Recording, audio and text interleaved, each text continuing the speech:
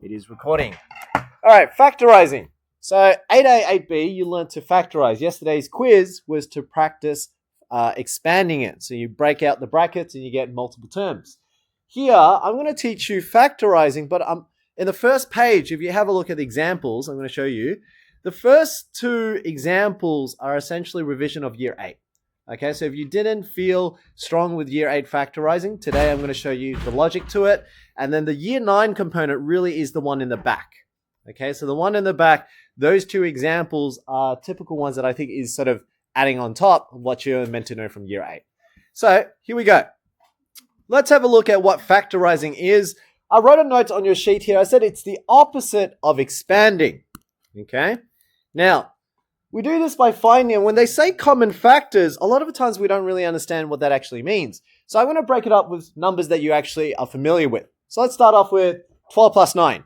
What's 12 plus 9? Can I have Archie? What's 12 plus 9? 21. So we know the answer is 21. Fantastic. But I'm now going to break it up just into little bits and pieces here. We've got two numbers that we can see. There's a 12 and a 9. Let's take the factors of 12. Now, factors just means what numbers can I multiply to give you 12? Now, what two numbers can you think of, then you multiply them to give you 12? Give me two numbers. Yes, Lex? 3 and 4. 3 and 4. So I normally write them in pairs, so 3 and 4. What else do I also have? Can I please have Elsie? 6 and 2. Very good. And what else do I also have?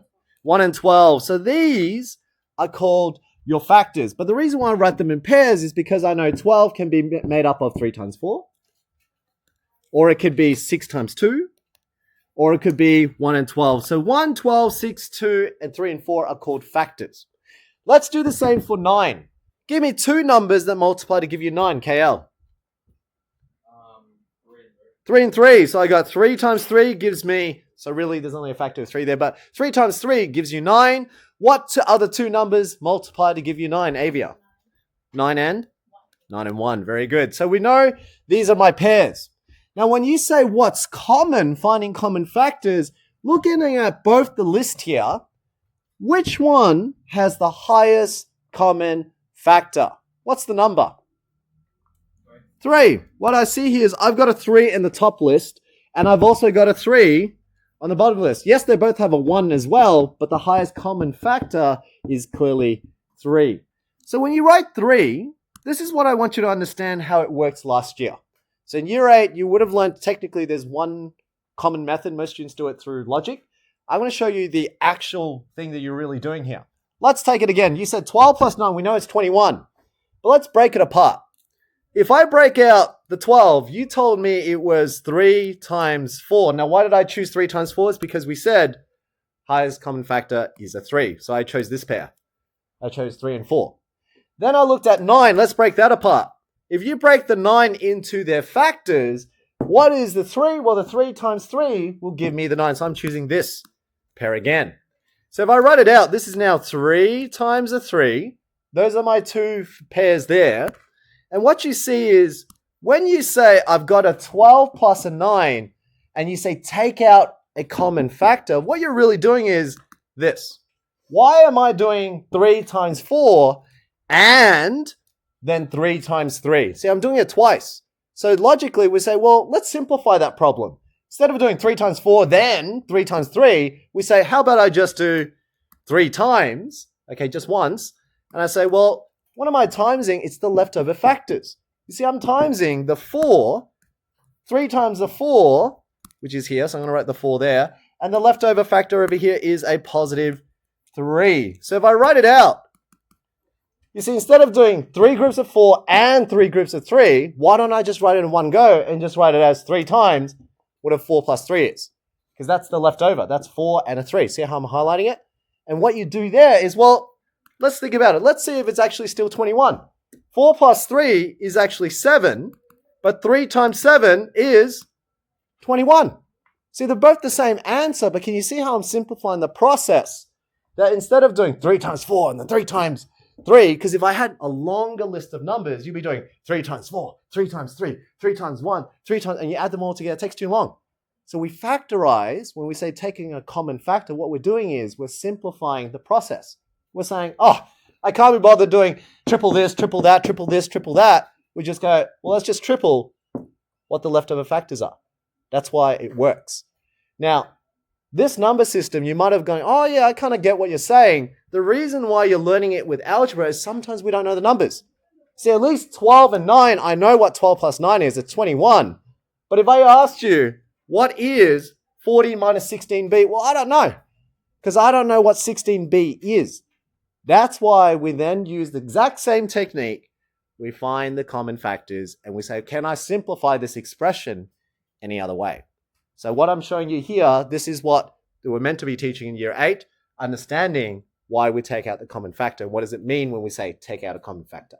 I want to show you the skills for these two. So if you weren't strong with it last year, hopefully this time you'll understand the logic. And I'm going to show you exactly the same way as we just did over here. Find your pairs, find your highest common factor, and then we're going to break it apart. Yeah, so we'll do the same thing. So zoom in on this one. Here we go. Let's do the exact same thing. I want you to write out the common factors or the factors that you can think of. Give me two numbers that multiply to give you 40. What two numbers? 5 and 8. I've got 5 and 8. Give me another 2. Let's go with KL. Give me another 2. 2 and 20. Very good. I've got 2 and 20. What's another one? Let's go, Archie. 10 and 4. Very good. We've got 10 and 4. Give me another 2. Anyone? Emma? 1 and? 1 and 40. Is that all of them? Yeah, that's probably all of them. Okay. Then we go to the next one. We say, all right, well, let's split this up. Now notice, this was 5 times 8, 2 times 20, 10 times 4. So every time you multiply, it's a factor. Here in itself, you notice it's actually 16 times b. So that means b is already a factor as well. Okay, so b is a factor. That's great. Keep that in mind. But then the 16, well, I can actually split up 16. 16, give me another 2 numbers. Lex, give me another 2. 4 and 4, good. What else can I also have? 4 and 4 and? 2 and 8. And what's another one? Let's go with Kaylee? 16 and 1. Very good. Is that all? Yeah, I think that's all of them. Now, once you've listed all the factors, now your job is, in this left-hand side and the right-hand side, what do they both have in common? That's what you're asking yourself now. Because you're trying to find the highest common factor. What is the number that you can see right now that's in common? Can I please have... Yes, go Lex. 8. So Lex is saying 8. Let me see. I've got an 8 there. The higher number here is 16, but there is no 16 there. So yes, 8 is the highest common factor there. Notice that this has a B, but this doesn't have a B. So the highest common factor has to be an 8. Okay, so now that we know it's 8, 8 is special. So I'm going to highlight which one makes 8. 5 times 8 gives you the 40. To get that 16, it had to be 2 times 8. So I'm going to rewrite it now. I'm going to rewrite it again. It was 40 minus 16b. I'm going to break it up just like I did before with you. I break it up into 5 times 8.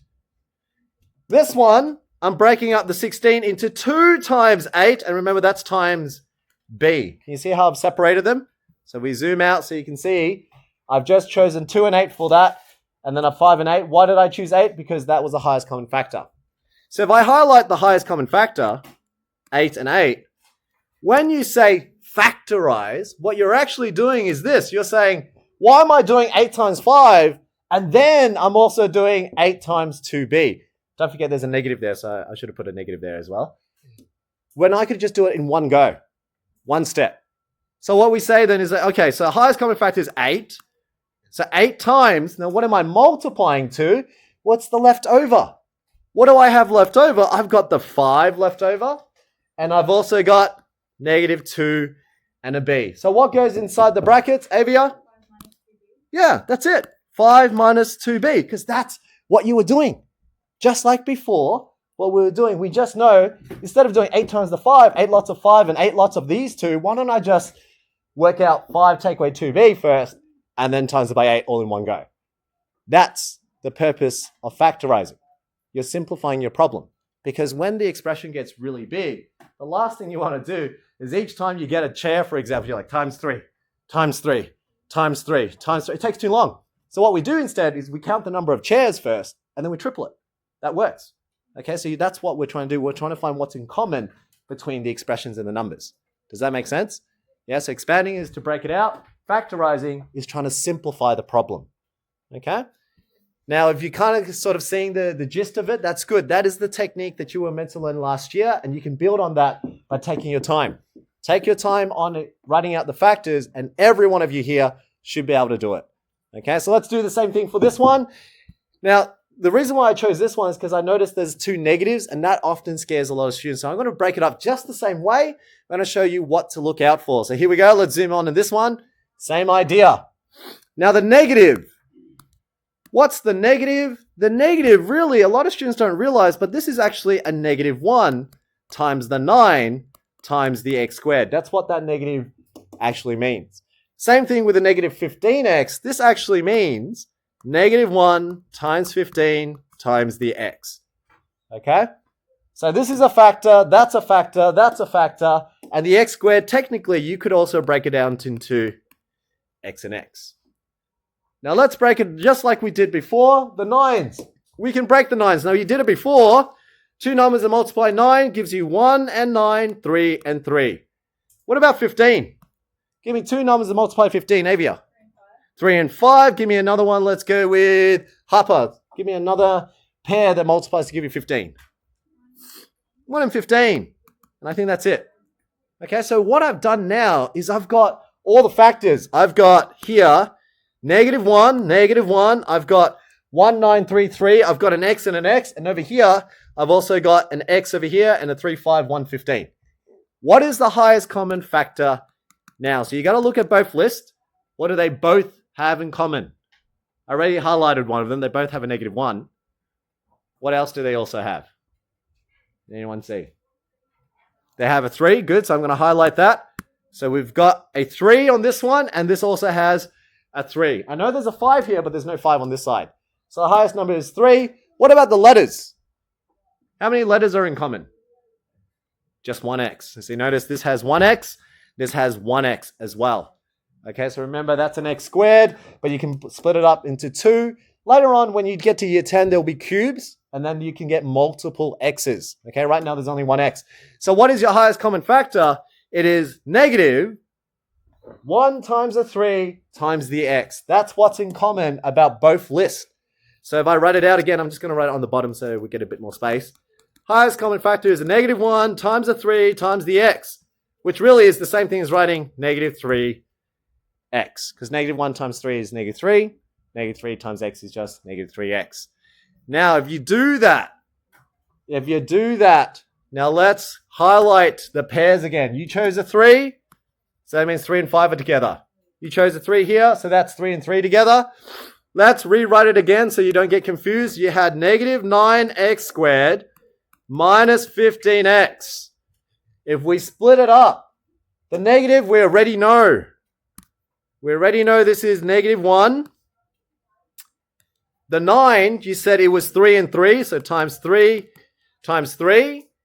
And then the x squared was times x times x. Let's break out the -15. -15 was -1 times, and you chose 3 and 5. So I write 3 times 5, and then I have the x as well. Okay, now this is key, because once you've got this, you said highest common factor was -3x. So I'm going to highlight it. Here's my negative. Here's my 3. Here's my x. On this side, here's my negative. Here's my 3. Here's my x. So when you factorize it, you're saying, take out -3x. What goes inside the brackets are your leftover factors. I'm missing a 3 and I'm missing an x. I'm missing a 5 in this one. So when I ask you what goes inside the brackets, the answer is 3x and a +5. You see that? So this one is a bit more confusing. Probably worthwhile copying my notes, but the key step is here. If you can break it up and highlight in your mind which one is the highest common factor, and then you can see what's left over, that's what goes inside the brackets. Same method as I've been showing, but obviously the first one's easier because it's all positive. When you have a negative, it gets a bit scarier. Okay, so just take your time, but if you follow exactly what I'm showing you, all I did was I just broke it up. I just wrote x is x, 15, break it up into 2 pairs. -1, I wrote it separately. They both happen to have a -1, so I wrote it here. Numbers, I chose a 3, so there's my 3, and then both letters, I saw an x. Then all I did was I just rewrote it all again. I said, okay, well, there's -1, there was a 3, and an x that's in common. -1, 3, and x, and whatever's left over is going to be inside the brackets. That's what it means when you say take out a common factor of -3x. Because what I don't want to do is to do -3x times 3 times x. I don't want to do -3x times 5. Just too many times of doing that. Just do it in one go. That's what simplifying means. How do we feel? Pretty good? This is year 8. Okay, so we're practicing year 8 and just mastering it at the year 9 level. What you have next is still the same thing. In fact, I know it's a year 9 level, but it's actually easier. And I'll show you a little trick that I normally teach my year 11s on how to do. Okay, so turn over to the next page, and this is your last example. I'm going to leave one problem for you to do, but I'm going to do the first one, okay? So here, what makes this different? Not so much, it's just the fact that you're used to numbers. You're used to seeing one letter, one number. You're not used to seeing common expressions. So if I were to do this example with you, this is actually meant to be easier than the ones that we just did. How so? You see, this actually just means 4 times, and you got D plus C. This is one thing together. They're actually one number. I just don't know what D plus C is, okay? But it's actually a number. Because if I knew D was 1 and C was 2, well, 1 plus 2 is 3. So hence it's a number. I just don't know what that number is. So I write it out. I'm like, okay, D plus C is a number. That's a factor. 4, I can break up the 4. 4 can be 1 and 4, 2 and 2. Let's do the same thing for this one. This one is just B. Sorry, I'll do it in the same colors so you can see. This is plus B times D plus C again. So this, they both have in common in this list so far, they both have a D plus C. That's a times B. But I don't know anything else about a B. This one I did. 4, I know it's 1 and 4 and 2 and 2. So if I ask you now, what's common about this list and this list? Well, really, this one has numbers, this one doesn't. So clearly they can't be in common in terms of numbers. Letters, this has a B, that doesn't have a B. The only thing they both have in common is the D plus C and the D plus C. So if I asked you what is the highest common factor, the answer is D plus C. That's the highest common factor. So if you were to break this up now, let's do it again, same way that I've been laying it out. You had 4 times D plus C plus B times D plus C. What I'm saying is if you split it up into their factors, it was 4, 1 times 4 times D plus C. This one is B times D plus C. So if you split it up now, if I asked you what are they both in common, well, they both have a D plus C in common. That's my highest common factor. What's left over? The 1 and a 4, 1 times 4, and then I've also got a B. See, exactly the same technique as I showed you before. Why is it confusing? Is because it's got that D plus C. Looks scary, okay? So if I asked you, what is the answer is, well, D plus C is my highest common factor. I'm taking it out. I'm multiplying it to what's left inside the brackets here. It's what's left over. I've got a 1 times 4, gives me 4. And then I've got a positive B. Now, if you understood what I just said there, fantastic, because that's what I mean. It's just the year 9 level because it's got extra letters, and it can be confusing for a lot of us. If you found this confusing, here's my trick. And there's a trick when you get to year 11 methods. There's a lot more of these that come up. And one of the tricks I tell my students to do, if it's visualization that scares you, what you can do is you can simplify the problem. This is how you do it. So for those who found the first step I just showed you scary, this is the trick. The trick is, well, why don't you simplify the problem visually? So that D plus C, if that scares you, give it a letter. So I would say, I like T because it's Tran. T for Tran, so I'll call it let D plus C. So I'm going to write here, let D plus C equal to T. Now, why do I do that? Because that means every time I see a D plus C, I'm going to replace it with the letter T. So that means here, instead of 4 times D plus C, I'm going to replace it with a T. Now, if I do that, this is what you're going to get. You're going to get 4 times, instead of D plus C, it's 4T. This one, instead of B times D plus C, which is scaring you, then I say replace it with a T. So then now it's like plus 4 times t. You see that? That looks much easier had I given you that problem at the start. If I just said 4t plus bt, and I said, what's common about the two? All of you here would have realized they both have a commonality of t. That would have been easier to do, right? So visually, this looks more appealing. When all I did was I just replaced the d plus c with t. You can make up any letter you want because all you're doing is you're just replacing it visually. So if I do that, well, what do they both have in common? Well, they both have a t. So that's why when you write it out, you say, well, t bracket, what's left over? You've got the 4, you got a plus b, so you write it out as 4 plus b. And then once you've factorized it, well, what was t again? T was equal to d plus c. So in your last sentence, you could write d plus c. You're replacing the t again.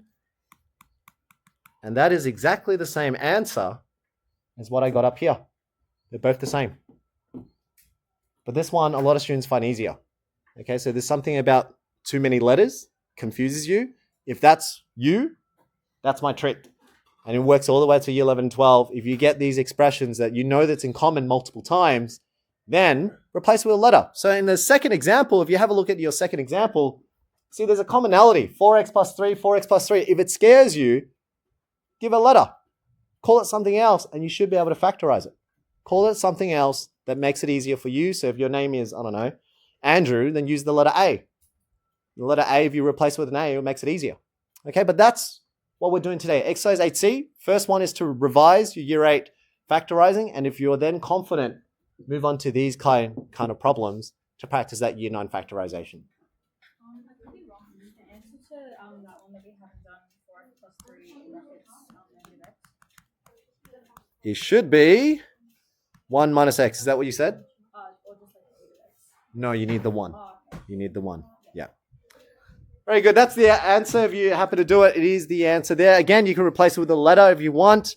Replace it with a letter, and it might make it easier. A minus XA, and you would find it much easier to do, for example. But have a go with the second one. But that's it for today. Remember, you have the session to either work on 8A, 8B, or 8C, which is what we're doing here.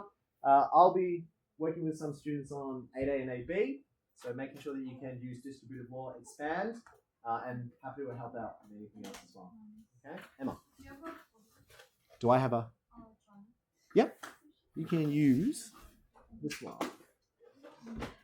Give me a second. I'm just going to stop the video.